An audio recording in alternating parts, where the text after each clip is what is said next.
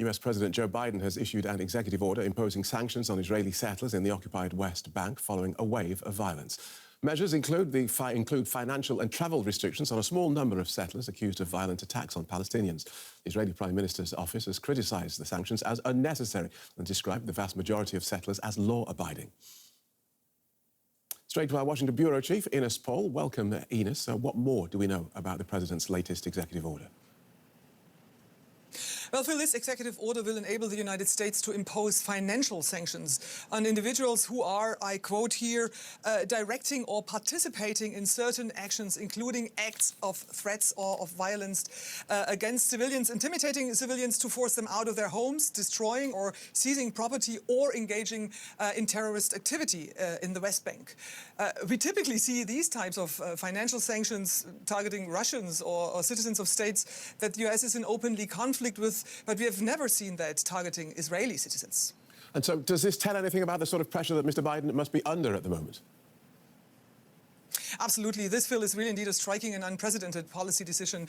I think it is fair to say that this is the most significant step any US administration in history has taken in response to violence by Israeli settlers against Palestinian civilians in the West Bank, and indeed proves a greater frustration of the Biden administration. But not only that, it also underscores the immense pressure President Biden faces in this year, which is just the beginning of a crucial presidential election year. 70% of his party disapproves of his Israel policies, and he indeed risks losing crucial support from black voters, younger voters, and of course Arab Americans if he is unable to exert pressure on Israel to commit to a lasting ceasefire and agree to a two-state solution. And Phil, it's no coincidence that this order comes right in the moment before President Biden was on his way to Michigan.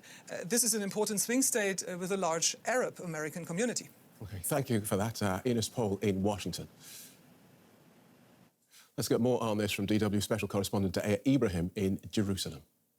This initial round targets 4 individuals. They've been named in press releases from the Biden administration. These are financial sanctions that are aimed at making sure that these 4 individuals, which the U.S. says have been involved in violent attacks on Palestinians and Israeli activists, peace activists in the West Bank, they're aimed at making sure that they do not use the U.S. financial system, and that also to prevent American citizens from financially dealing with them. Like, as you have mentioned, the Prime Minister has already reacted to this executive order, saying that it is unnecessary, but also saying that Israeli authorities do what they're supposed to do to deal with this kind of violence in the occupied West Bank, which is something that rights groups and Palestinians that I've spoken to in the West Bank will tell you just does not happen. According to rights organizations, there's documented evidence that the Israeli Defense Forces and the Israeli police is oftentimes either accompanying settlers as they conduct these attacks, or is sometimes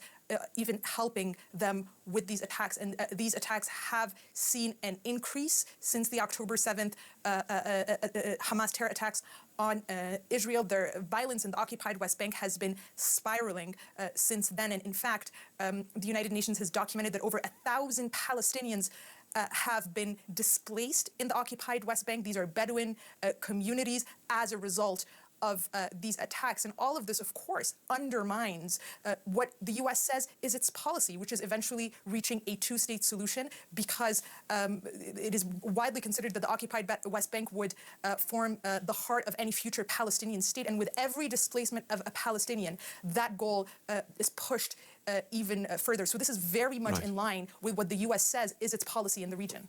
Thanks, Ibrahim in Jerusalem.